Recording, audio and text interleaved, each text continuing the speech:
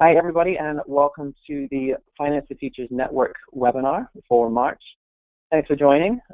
Today we're going to be discussing, is your business the best it can be? And I appreciate that everyone is not at an Irish bar drinking Guinness right now, so I really appreciate your time today. If you can hear the audio okay, one thing I'm going to ask you to do as we go along to doing some housekeeping is in the chat box below, if you can put 1 in the chat box if your audio is okay, 2 if you are having problems hearing anything or it's breaking up, and we'll do our best to make sure we try and fix it as we go along. Right now, everybody is on mute, so any questions that we have going on, they're also going to go in the chat box as well. So feel free to add them as you go along, and we will do Q&A at the end. So if you are not aware, I'm sure most people are if they're joining the webinar, the Finance for Teachers Network is a network for advisors who want to work with educators, either starting off or get a lot better at doing it with them. Run a webinar every third Thursday of the month at noon Central Time, and bring in the coaches that we have on the network or talk to other people who are part of the network or linked to the network and really gain insight from them to get better at what we do. So some months are private member-only webinars. Others are open to everybody. This one is an open one, but we do have a couple of closed ones coming up where the content is paid for by the webinars and their membership dues. So if you're not aware of me, my name is Dave Grant. I run my own financial planning practice just outside Chicago, focusing on Illinois teachers. And I also run the Finance for Teachers Network, which is the network that you've all heard of and come along to join the webinar. Diane MacPhee is our presenter today. She is going to be running us through how your business can improve, whether you have a practice inside of a larger RIA or if you run your own practice. I know Diane has a lot of tips for both scenarios, and both are very valuable. I'm going to let Diane introduce herself and give you her story, and I will let her go from here. Diane, up to you. All righty. Hello, everyone. First of all, happy St. Patrick's Day. I hope you are sitting up and paying full attention and not multitasking, because I want you to take your own notes. My coaching clients know that I don't coddle anybody. I tell them take your own notes, because I think commitment and attention is well appreciated. As Dave said, I'll tell you a little bit about myself. I owned my own financial planning practice. It was fee only in the Northeast area for 16 years. And kind of went on a road tour for NAPFA for about a 2.5-year period, preaching fee only across the country. And I met a lot of advisors, and it was because of that that it ignited my interest in working with advisors. I have a huge passion for business development and helping fee only RIA firms, whether you work for one or whether you own one. I just want to see more of them out there, and I want to see them thrive. So that's a little bit about me. I'm known to be high energy. I will move rather quickly at a pace that will allow me to give you as much information as I can. Dave knows that I intend to bring this to the finish line at the 45-minute mark to allow for questions and answers. So as you can see, I got a little bit of green in there for the St. Patrick's Day people. So let us begin. My purpose in all my presentations is very simple. I hope to inform and inspire. I begin or end many of my presentations with this quote. I want you all to appreciate the concept of complacency versus knowing you could be more. So please do not be satisfied with standing still. Having said that, how many of you feel like this on Monday mornings? Or worse yet, every morning? Or perhaps tomorrow morning after too much green beer tonight?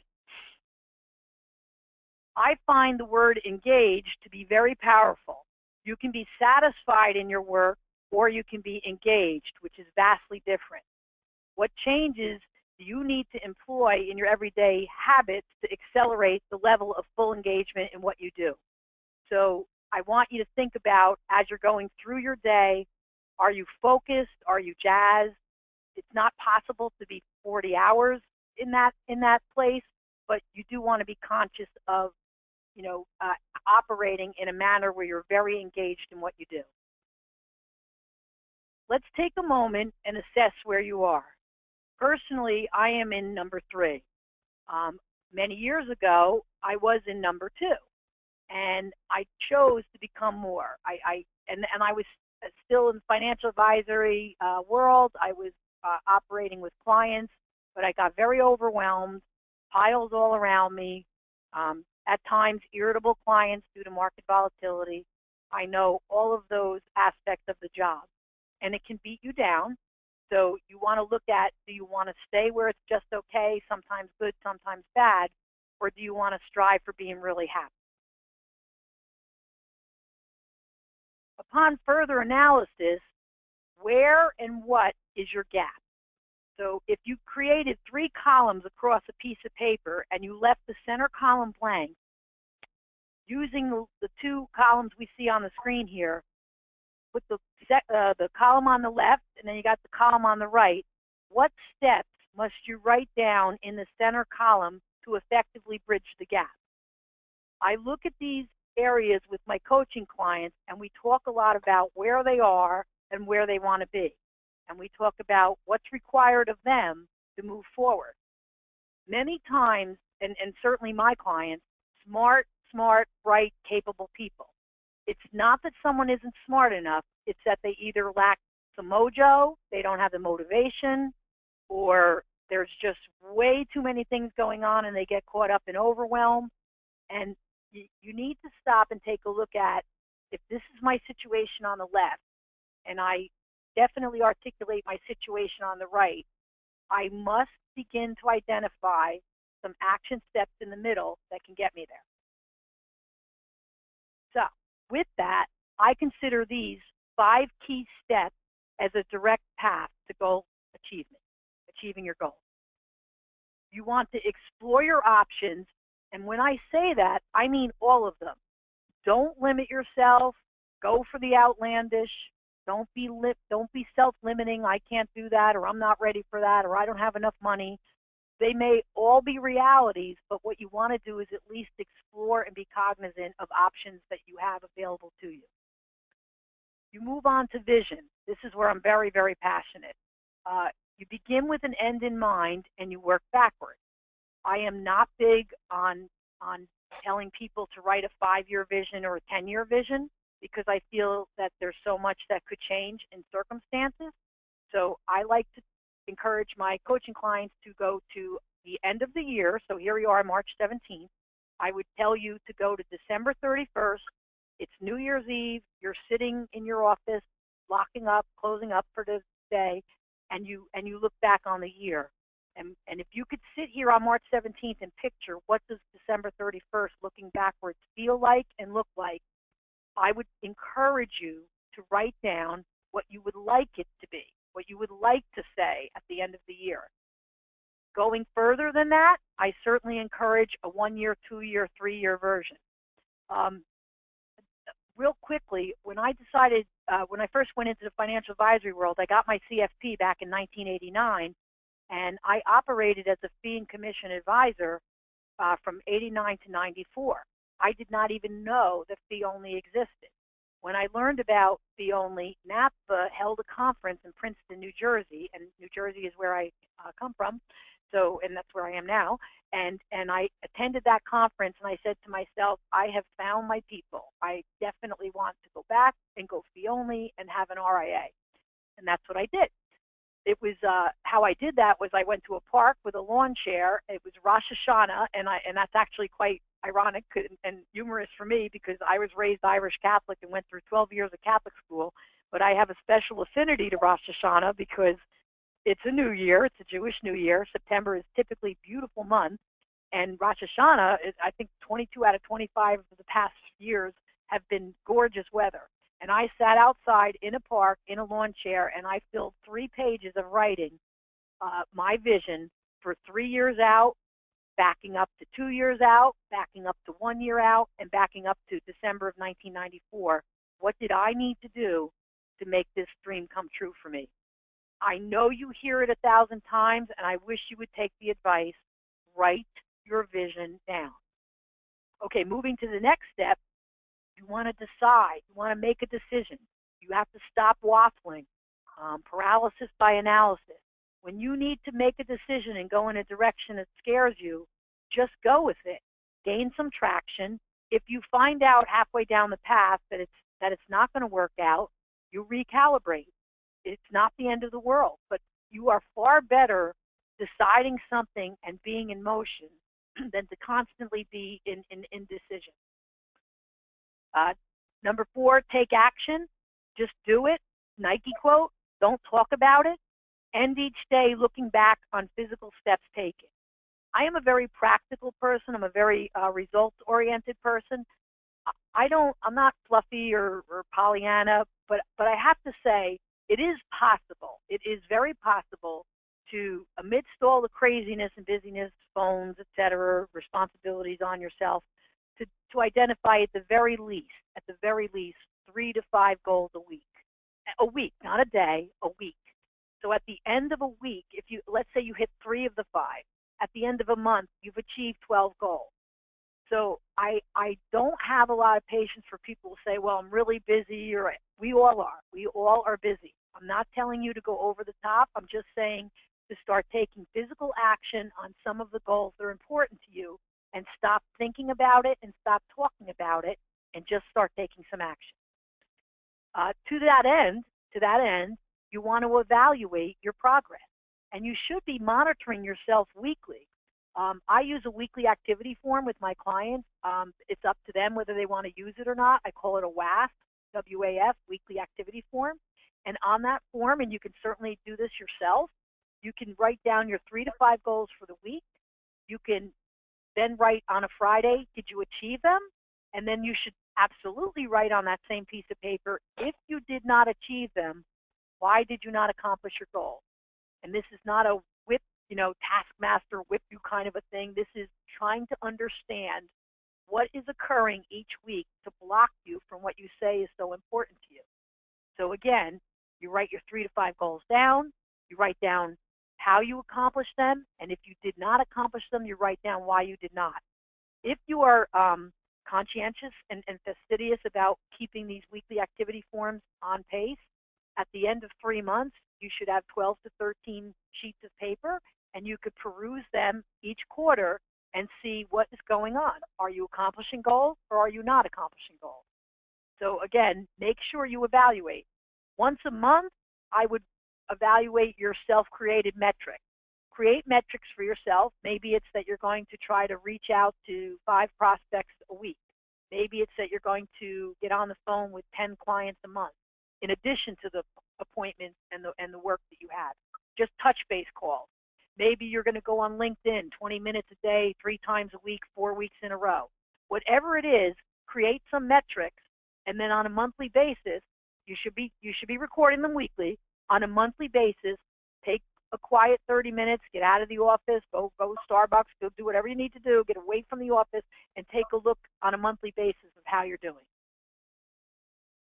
Again, strategic plan, I start with a vision statement with my clients. I ask them to please give me what they would like the year to look like. I use the term, I love that simplistic term, what does it look like? I believe that if you ask a person, well, gee, what does it look like? What do you want? It's a little bit easier than, so what is your definition of success? I think if you say, what does it look like, you can drill down to something that's very real and doable for you. The second one here, statement of purpose. I don't resonate so much with the term mission statement. Again, personal thing. I just feel that statement of purpose is very clear. What is my purpose? And we'll talk about that a little bit later. Branding. What do people think of when they hear the name of your firm? If you don't have an answer for that, that's a little bit that's a red flag. You should know, what would your clients say about your firm. Now take a moment and just absorb this slide. I'll give you a minute.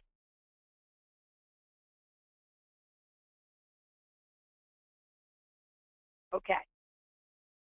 I'm going to assume that most people do know and have read or learned that Olympic athletes absolutely practice the art of visualization. If you can visualize how you want to be with a prospect, if you can visualize yourself standing up in front of a group of people at a speaking event, if you can visualize stepping above and beyond a contentious client meeting. I coach my advisors to say, I want you to have almost like a, remove out of your body kind of a moment and look down. Are you acting defensively? Are you acting emotionally? If it's contentious with the client, what are you doing to diffuse that anger and still connect with them? You won't know that if you don't practice the exercise of visualization. Now, when I first heard, practicing this, it was a little woo-woo for me. I was like, oh, here we go. It is a little bit of out there stuff. It's not. It's not out there stuff. It's extremely important for advisors to learn the art of visualizing how they can succeed. I can't even imagine now, being a coach for 8 years, how anyone succeeds without utilizing this exercise of visualization. So please make sure that you keep your mind open to it, and you give yourself, again, some quiet time to actually practice it. For those of you who don't own a firm and you're perhaps considering a job interview with another firm, or you're anticipating a job performance meeting coming up, you want to visualize the same experience. You want to think about, what is my desired outcome? I'm going to have a job performance meeting. I know these are the questions that are going to be asked of me. What would be a home run out of the park? What would be a desired outcome? And visualize what that would be, because I will tell you that will prepare you well for the meeting. Now, this first item, many people, most people think of a calendar as a depository for their appointments, both business and personal. And of course it is. Of course it is. Yet, it can be more than just a depository. I like to look at a calendar in the advanced mode, and people tell me, oh, I'm busy. I'm like, yep, know that. So I want you to go out on your calendar. And they'll say to me, what? And I'll say, I want you to go out on your calendar. Go out next week, go out the week after. Somewhere 3, 4, 5 weeks out, somewhere the calendar becomes more and more blank. So you are less and less busy.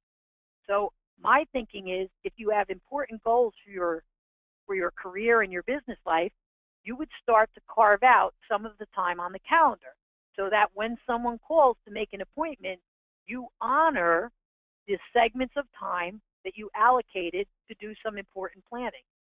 Typically, a lot of my advisors, they like to do their planning Friday afternoon. Some do it Saturday morning, with Sunday night, although I'm a Downton Abbey kind of person, or NFL football. Some do it Monday morning, early Monday morning. It matters not what your personal style is. It matters that you go out past your obligations and you get yourself some strategic planning on the calendar. If you are a solo practitioner, consider a friend, a spouse, a partner, a trusted individual, a colleague that you could check in with to hold you to this. If you have a staff, I would passionately advise you to schedule quarterly strategic planning meetings and get everyone's buy-in. Everyone should know what the quarterly goals of the firm are in core areas of the firm, with timelines and accountability. We'll talk about that a little bit later. We're going to switch gears. This is an area, this is a real big area for many people that ask me, Diane, can you help me grow my firm? I'm not good at marketing. I'm terrible at marketing. I don't know the first thing about marketing. This is what I always hear. And my reaction is that marketing is such a misunderstood activity. To give yourself the label of, well, I'm an introvert. I'm not good at it. I don't know how to do it. Let's take the FFTN network. Let's take the Finance for Teachers network for a moment. We have a network available to us to help us reach out to a specific niche, a specific community. And that is one step of down the road towards making your marketing efforts more robust. And it's a soft step because you have people supporting you and helping you, and you have a community of others. And it would, quite honestly, mini commercial here, it would help if you get more and more people to join the network so that you can all share in the burden of tough times in a practice and share in the joy and successes of people who've gone down the road further than you, and they're open and generous enough to share it with you. So do not think of marketing as something, oh my gosh, I'm not good at it, I can't sell. blast open the walls and think of marketing as, for instance, this network. Think of marketing as, I'm going to look at that first one, public speaking. You don't have to be in an auditorium with 400 people terrified at the microphone. You do not have to do that. You can start with small groups by asking your clients if they have coworkers or in your community, teachers at the school that might want a pizza lunch or a salad and sparkling water kind of a lunch, where you come to the location, maybe 6 people, 8 people, 3 people, 12 people, and hold an intimate conversation. You need only speak for about 20 minutes and then open it up. So again, marketing, in my opinion, if I could redefine marketing for the entire world, I would say that marketing is connecting.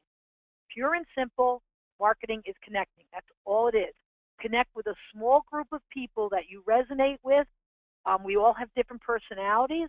We all like different sets of people. No right or wrong there.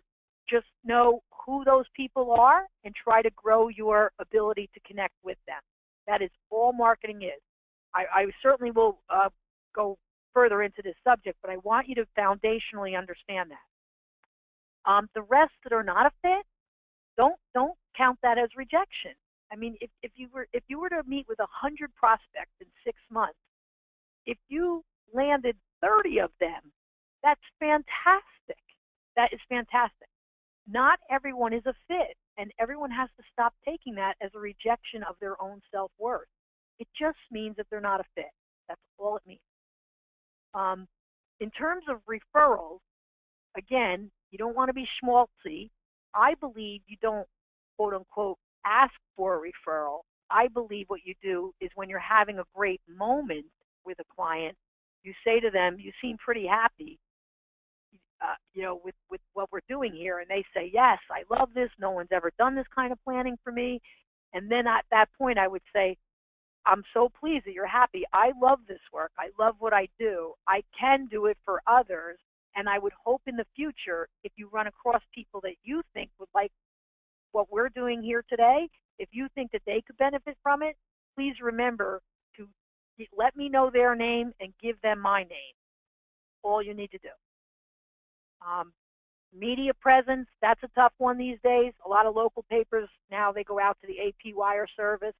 My only comment here is to at least attempt to reach out to the smaller local publications in your area. And we'll talk about social media as well. But at the moment, what I'm talking about is the actual old-fashioned black and white print newspaper, which a lot of people read. Their weekly local newspaper. And I have a really decent amount of advisors who've gotten some very great clients from being able to be in an article in those papers.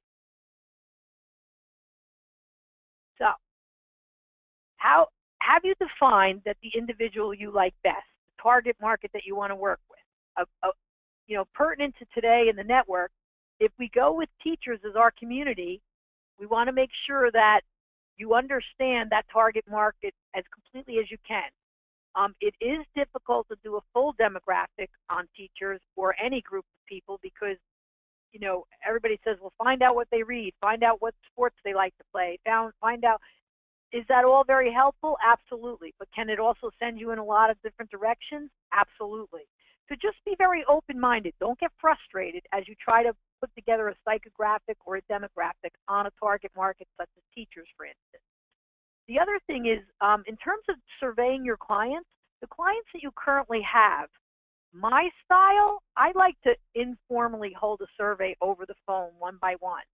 I found that was a lot better than doing a survey monkey or hiring a survey firm. And for those of you whose expenses are constrained, it's a great point that you could just shoot out a small email and say, in the next 4 weeks, do you think you might have 20 minutes to hold a phone call with me?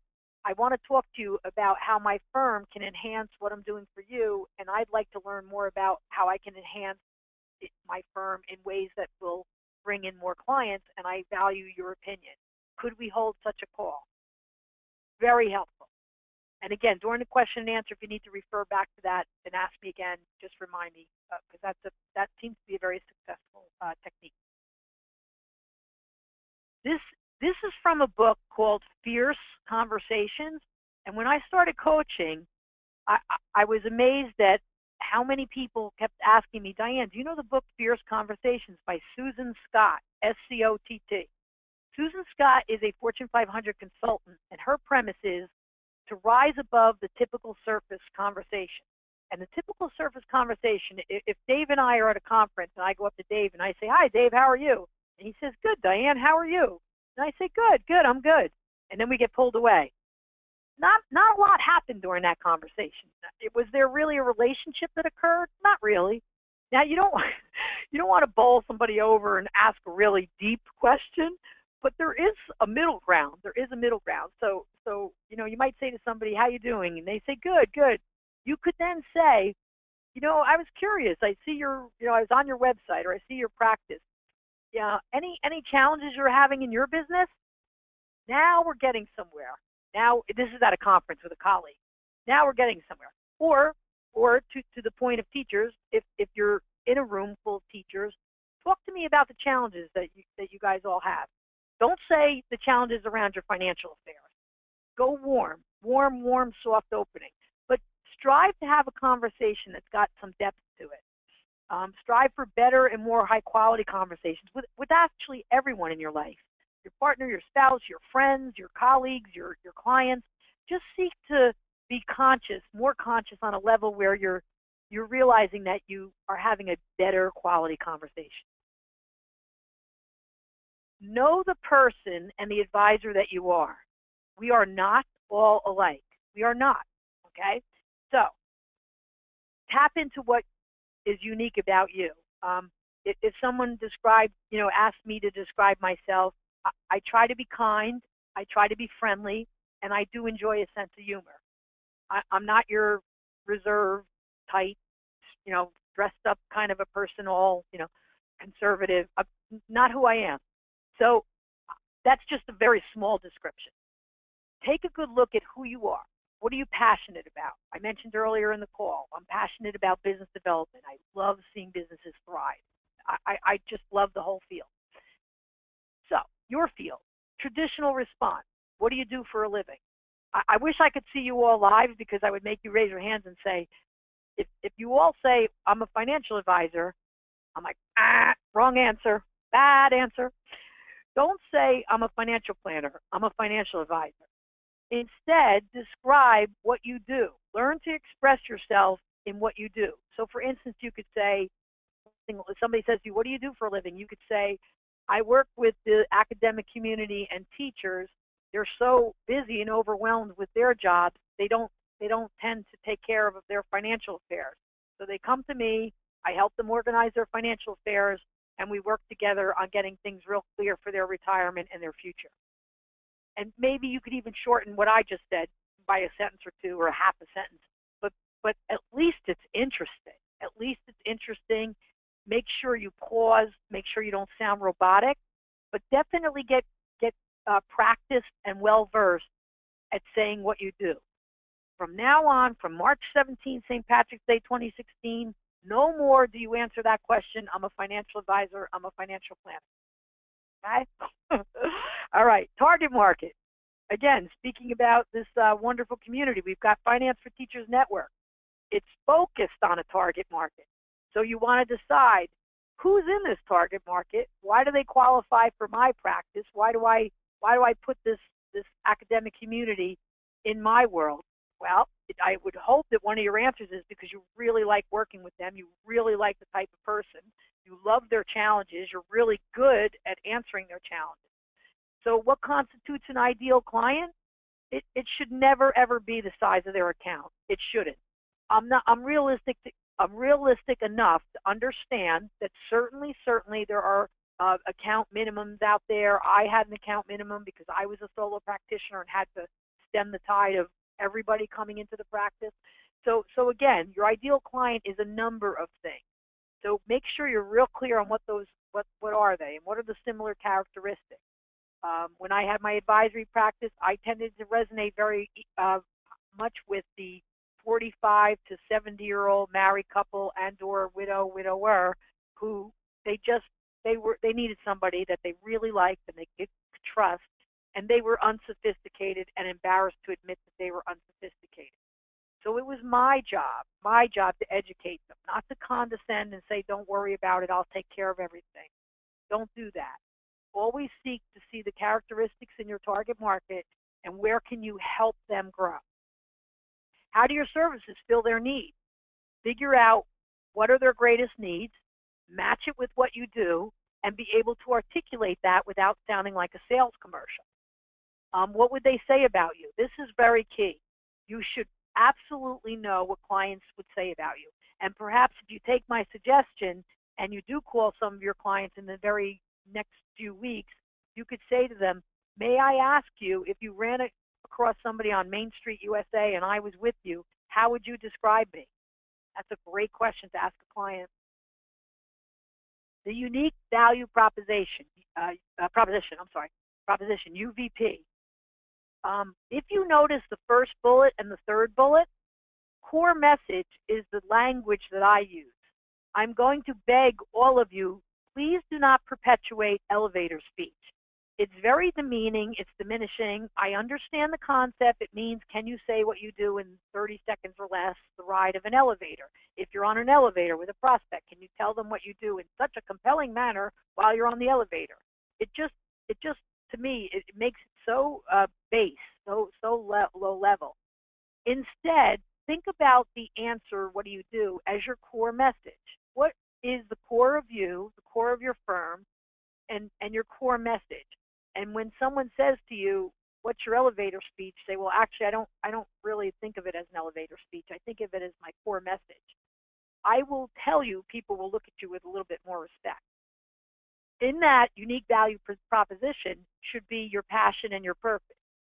When you speak, you should speak in benefit-driven language. Do not go on and on and on and on about market volatility, standard deviation, Federal Reserve interest rates, blah, blah, blah, blah. Don't do that. Say to the prospect or the teacher, you know, we've had a few minutes of conversation. I've already learned about you that you feel like you're squeezed between college tuition and you're behind the 8 ball on your retirement. Is that accurate? And they're like, yeah. That's when you would say something like, well, I think the first thing that could help here is to just take a deep breath, sit down. Together we're going to tackle the two issues side by side, and we'll keep tweaking and we'll keep manipulating the numbers until we get to a place that's comfortable for you. That means a lot more to a prospect or a client than anything you could tell them about the S&P 500 that day. All right? Storytelling.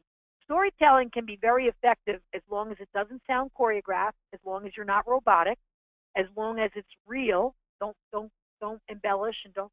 But you can say, people say to me, Diane, you make it sound so easy, but really storytelling, to segue into storytelling with a prospect or client, the easiest segue in the world, if you've got nothing else from today, put in your notes, in quotes, 2 words, in quotes. For instance, so if I'm with you and you're a teacher and I've talked to you and I said to myself, wow, this person would be a great client for me. As we're speaking and I've identified what you told me, I reflect back what you said were your needs, the next thing I'm going to do is say, well, I've been in a situation where I've helped the client tackle college tuition and retirement. For instance, last month, someone came in and you tell a story that A, is as close to the truth as you can from your own practice, and B, as close to their situation as possible. That is a great use of storytelling, and how you do it is to segue in with, for instance, branding. Who are you to the outside world? We talked about that a little bit. If your client's on Main Street, USA, how would they describe you? Let's go a little bit further than that. Your website, Facebook, LinkedIn, Twitter. How are you presenting to the world? Do people think you're funny? Do they think you're very smart? Do they think you're very approachable? Do they think you're someone that they want to keep tapping back into and reading what you say? Blogging, podcast, video. I am the published pieces, all of these. I am the first person to agree with you 100% that it's really challenging with blogging and podcasts and video, because a lot of people are doing it. Not so much video, but video is catching on more and more and more. So what gets harder out there is, when you start sending out e-blasts and everything else, getting on Twitter and LinkedIn, etc., you're joining thousands of other people doing the same thing. So is it difficult? Yes. Is it a noisy world out there? Yes. Should you just stop doing it? No, no. You should consider it one of the tools in the toolbox. Is it a lot of work? Yes. But if you get very organized about it, and I know Dave has had a few other professionals in these areas to help, you can get very organized, create a very simple system, and then when you get very good at it, maybe you go up a level in your system. But do not give up, and do not just not do anything. Community involvement, I've had a few advisors tell me that it was very slow going. They had to exercise a lot of patience. Being on a board or being involved in a community took up a lot of time with zero returns to their business, but they chose something that they had a passion about, and in some cases, after some time, things actually went their way, karma, whatever you want to call it, things went their way and their business started picking up. Visibility, mostly. Tried and true, yet new for you. That's my little, rhyme for the day. These are the four most traditional. These are tried and true. Make sure that you absolutely, in addition to your social media plan, in addition to any other marketing efforts that you're doing, do not skip these four areas in whatever level you can put your toe in the water. I understand if public speaking is scary for some. I understand media exposure might be hard to try to reach out to a newspaper and or magazine and or, but we also get Kiplinger's and everybody at Napa gets press requests, etc. So make sure you're doing everything you possibly can. The professional networking, again, Finance for Teachers Network, great forum to be able to consistently reach out to each other. You should be trying to build a community with one another. Your marketing plan. This is more about internal. This is about, what will you reference and use to get yourself going and keep yourself going. That's what I mean by set compelling goals. If you tell yourself, I'm going to call 50 prospects in a week. Well, first of all, you have to create a list of 50, which means you have to find 50 names, which means you have to research for 50 names. So again, when you set a goal, make it compelling, but also make it realistic. But make it compelling, meaning I'm going to get on LinkedIn, or because I know that if I start moving my body and opening my mouth and reaching out to more people, I know it's going to get my mojo up and I'm going to get more motivated. And I promise you it will. I mean, that's where that phrase comes up, fake it till you make it. That's what being motivated and setting compelling goals is all about. If you don't feel like it, I don't want to hear you whine. I don't want to hear any whining. Do it anyway. Fake it till you make it, and before you know it, you'll actually feel a little bit jazzed about doing some marketing. Create a process that you know that you will do and honor that process. And how do you honor that process?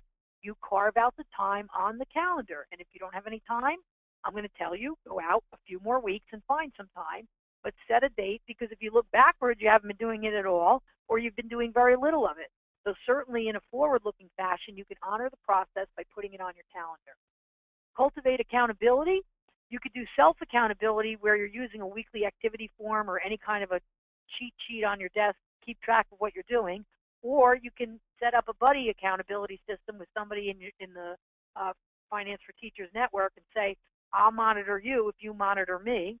You can use a CRM pipeline, or you can use a spreadsheet, whatever you want to use, but somewhere, somehow, you should be tracking the activity that you said you're going to do in the area of marketing, whether it's emails, which is the most mildest form, or whether it's actually picking up the phone, or whether it's trying to get some speaking gigs, et cetera, et cetera.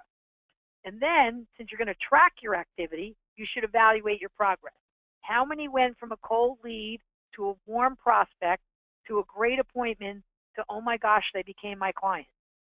My favorite mantra that I created, I love this mantra, activity, not result. I don't ever say to my clients, well, how many clients did you land this month? I don't say that to them. I say to them, talk to me about the activity. Let me hear about your activity this week. Let me hear about your activity this month. What did you do? And they know that they're going to get that question. Okay, so some outreach attempts. Here are some examples of tangible, concrete steps that you could be doing right now. Email, very mild. Phone call, a little harder. Set up a coffee date with either a colleague That's along the lines of networking. Or if you're actually having a great conversation with a prospect, ask them, would it be possible for us to put on the calendar some time for coffee? That's all you have to say. It's such an easy expression. Can we get some time on the calendar in the next month to schedule coffee or breakfast or lunch? Dinner a little bit tougher because people have, extended lives that keep them busy. But again, dinner's a possibility. In LinkedIn, can you send somebody an interesting link to an article that they would appreciate? Don't overkill in this area. Do it really very judiciously. Pick a good article that the person will like, and don't mass email it. Create and send an e-blast. I call it e-blast. Send a monthly e-blast to as many people on a list that you can create. Believe it or not, you're going to laugh at me. Send newspaper articles, send magazine articles. Put it in an envelope with, yes, the U.S. postage stamp. Mail that to a client, and I will tell you they will be very impressed that you took the time to do it, and they would be like, oh, my God, I can't believe they did this. Can you send a link? Absolutely. But every now and then, with the right person who might be impressed by that, send the paper article. Send birthday cards. My clients make fun of me. They're like, Diane, I am not sending my clients birthday cards. I'm like, all right, don't take my advice, but I'm going to tell you right now, once people cross over the age of 40, they get the number of birthday cards goes south, really south. So they appreciate a birthday card. Not an e-card, which I also use, but also an actual birthday card. Does it take time? Yes. I used to buy 20 birthday cards a month, for family and clients on a regular basis. But I did that. It took an hour. 1 hour a month. I would actually go to a store and buy a card so that I would have it on my desk to send to the client. Earlier I said marketing is connecting. Be very comfortable with your style. Don't be someone you're not. If you're trying to be funny and you're not, don't do that. If you're quiet and you're a thoughtful, contemplative person, be that person. Be whoever you are and get your style comfortably in sync with how to connect with people. Marketing is not selling. Marketing is connecting. Selling is the actual act of closing the client. Okay? So marketing needs practice, which is actually doing the skill of marketing. Selling is a skill that needs to be developed by practice. So you can ask my coaching clients, they'll tell you that I told them to get in a room by themselves, close the door. If they've got a little mirror that they could put on their desk, I don't care how dorky they feel, I want them to start practicing what the quote-unquote selling appointment would look like when they get a prospect in their office. And we walk through everything they should say, and we walk through how to end that meeting. And they should practice that after we've gone through that. Train yourself by reading volumes of books. I read a ton of books on selling, on business development, on how to be a better, greater professional in my field. I love that type of reading, and I would encourage all of you to definitely start reading more. Keep reading your whole life. Keep reading going on your whole life. And then consciously work on selling and closing skills. Selling and closing are not dirty words. Selling and closing is a skill that a true professional executes, and that professional is successful in their field. Schmaltzy, that's different than skillful selling. Role clarification, who will do what by when. This is more about the firms where you own a firm and you have staff. I want you to be clear that you have a responsibility to know not only what your role is, and everyone in your firm should know what you, the owner, do and what you should do. And if you're a solo practitioner, you should know what your role is and what you should not be doing. That's what outsourcing is for. But everyone is clear on their roles. No more confusion about job expectations. You look at the business as a standalone entity and you say to yourself, if we identify core areas, who's going to take over what area as the point person? And then each staff person shares and collaborates weekly on their area with others. Now, they may be the point person, but at a weekly staff meeting, they could actually say, I'm struggling, I need help, here's how far I've gotten. Who's going to know that if they don't share it? And yet, every staff person should not be in charge of every core area. That's ridiculous. We should spread out the core areas amongst people. What gets measured gets done. I'm a big fan of tracking, monitoring, and evaluating. If you don't do that, you're operating in a vacuum of information. You should, on a monthly basis, measure what you're doing, and on a quarterly basis, create actual formal metrics that you create yourself, whether it's in Excel, whether it's in your CRM, but certainly create measurement what I call metrics for your firm. Benchmarks are created and reviewed. You can use the industry benchmarks to compare your firm to the industry benchmarks, but do that with a grain of salt, because some are not fee only, some are fee only. Some are much larger broker-dealer models, others are small RIA models. So benchmarks are good, but use them, again, with some knowledge. Incentive pay plans and stated career tracks, we could do a whole nother 3 hours on that. But that's actually something I'm going to skip at the moment, but other than to say, when you own a firm and you have a staff, down the road, if you're not ready now, you should start to think about creating an incentive pay plan with actual specific career tracks. And actually, career tracks belongs in front of incentive pay. You should have career tracks in place now, specific ones. Accountability. Self-accountability, buddy accountability, and then there's authoritarian accountability. So you want to hold yourself accountable. You want to have a buddy that you could call across the country, perhaps, and you hold each other accountable. And you also know that perhaps if you work for a firm and you have a boss, there's accountability. So have the conversation with these individuals. Make it fun. Check in often. A 360 attitude means full circle, which means you speak about them as much as they speak about you. So if you're the owner giving a quote-unquote job performance review, that person in front of you should also be giving a job performance review on you. I'm a big fan of 360. How will you know if you hit your targets unless someone is minding the store? Great question. You must be accountable to someone other than yourself. Make it clear, concise, and simple, and it's the added jazz to the job. Don't think of accountability as onerous. A human capital plan. The words human capital came about, and I'm running overtime here, so I'm going to go really quick. Staff is not a cost to manage. It's staff is capital to invest and develop in. That's where human capital came from. You don't manage staff as a cost. They are an asset to develop. So again, clear expectations, ask for buy-in from your staff, create a specific career track, create the incentive plan, create a means to reward the extra mile in front of everybody, and at all times in every office, encourage honest and open communication. Your operation.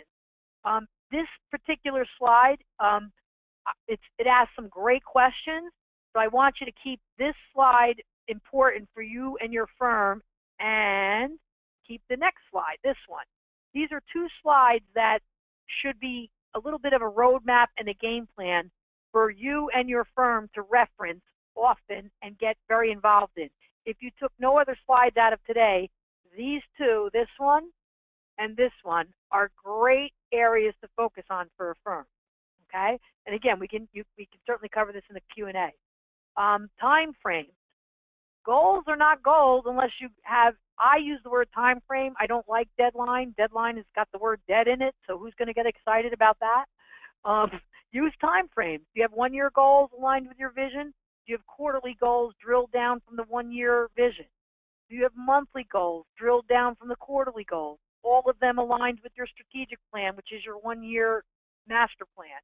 And then do you have weekly goals that are mini drilled down goals from your monthly goal? These are things that should be discussed with your staff. If you are a solo trying to launch a firm, find someone to help you with this kind of a time frame that you can use actual dates on the calendar so that you know who will do what by when. Regular meetings, I tell my advisors, do not blow off staff meetings. They should be honored. You should never be casual about a meeting. You should always be professional and have an agenda. You should make sure that everyone has participated. You want it to be an opportunity where everyone has buy-in and they feel excited about the firm. You want to keep the strategic plan and the vision alive. Not every week, but 1 week out of 4 weeks a month. 1 week out of 4, the weekly meeting should cover the vision and strategic plan of the firm. You should treat weekly meetings different from quarterly meetings. Quarterly meetings can be very formal. You can go over revenues and profits of the firm, but the focus is uniquely specific to the goals matched up to time frame. This is certainly something we all feel. We're overwhelmed. I have no time. I get all that. But you know what? We have to operate in a climate of overwhelm. It's not helpful to become tired or irritable or be burnt out on the phone with a client. You need to examine and respect if too much is going on. As a result, feeling stressed is so debilitating, both physically, mentally, and emotionally, that when it gets to be too much stress, you perhaps may not even know how irritable you're coming across on the phone to a client. So you want to make sure that you recognize where you are on this area. Also, too, I want to add that fitness is really helpful in this area.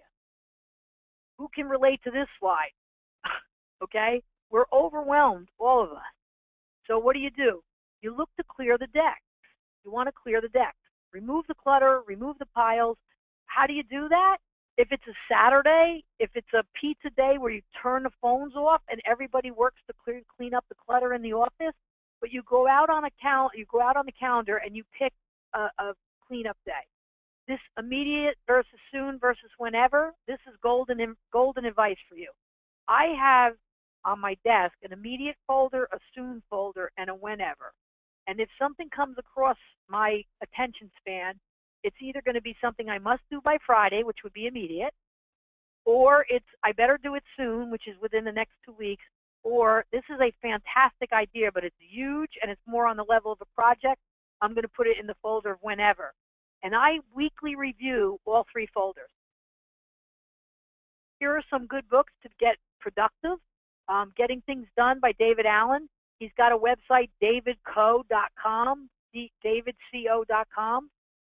Organizing from the Inside Out has been a long time book on decluttering and polish. She's if you Google her and go on Amazon, I'm almost positive she's written more recent books than this one, but this one's a pretty darn popular one.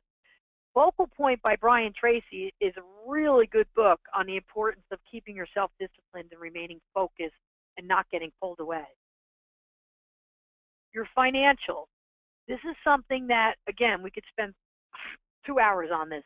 You should know your revenues, you should know your profitability ratio, and you should know whether or not your firm is growing. These are numbers that you should be tracking quarterly, and you should know your numbers. Now, some owners are uncomfortable sharing their numbers with their staff. Other owners are like, hey, we have an open book system here. Solo practitioners, shame on you if you don't do this yourself quarterly. You should know what are your gross revenues, what is your profitability ratio, and what is your growth in terms of net new clients and net new dollars. Current fee structure. Wow. Okay. We're going to take a quick look at this. AUM versus retainer versus hourly. This is more important that I want you to cover. Are you charging enough? This is what I really want to cover because this is good value, what I want to cover right now. Know why you're stating a fee. Do not discount that fee. If you know what you want to charge for your fee, don't discount it. Arrive at a fee that you think is fair. Make sure it's enough for you and be able to explain to the client, and which I'll get into in a moment. But I am not a fan of practices that have clients paying different fees and they pretty much receive a similar service. It's not fair. There should be a level playing field. The fairness issue is look at your practice and look at the fees and say, are these fees fair to all clients? It is likely that some clients are getting a bargain. You need to address that issue because to the point, the second question, are these fees fair to you? If that client's getting a great bargain, then it's not a fair fee to you. So what are you going to do about it? You look at your service model and you say, what do I offer for what do I charge? And then what needs to be done before I initiate the fee conversation? Do I need to enhance my service model? Do I need to clean up a sloppy billing system? Do I need to clean up my service where I promise them something and too much time goes by? Those areas have to be addressed before you think about raising your fees. When will you set a definite time frame to address and adjust all client fees? When I'm speaking with my advisors, I tell them we can use the words raise and increase, but do not use the word raise or increase with a client. You're going to use the word adjust. And how do you do that? First, you say to yourself, yes, I should raise my fees, but what do I need to do first? Well, I need to make sure that I deliver noticeably better service. I need to inform my staff that we're going to step it up. We're going to be on top of client issues. We're going to call clients more. We're going to talk to clients. We're going to make sure that we're pretty close to the pulse of whether or not they're happy. We're going to evaluate, is anything falling through the cracks? Are we falling behind? And if we are, we're going to address that, and we're going to take action accordingly. What is going to happen? Well, either revenues are going to go up appreciably because maybe more money comes in because they see that you've stepped it up, or you've had the conversation that I coach my clients on, which is we're going to talk about how you should raise your clients' fees. Now, clients say to me, my coaching clients, Diane, I'm going to lose a client. They're going to walk. And I'll say to them, okay, let's look at that. If you lose a client, first examine their significance. If you're charging them way too low a fee, then no offense, it's not much harm to your firm to begin with. Secondly, how is the client segmentation affected? Look at our huge client, or who's in the top 20%, and cut your clients into 20% in terms of fees, and see who's in the top 20 and who's in the second 20% of fees. Third issue, was there always a credibility issue? Did they constantly bemoan about the market and your value was not credible to them, and they don't understand the value of planning versus investment performance? That's an issue. Where will the client go? I don't mean to be arrogant when I say that. I'm asking that as a flat out factual question.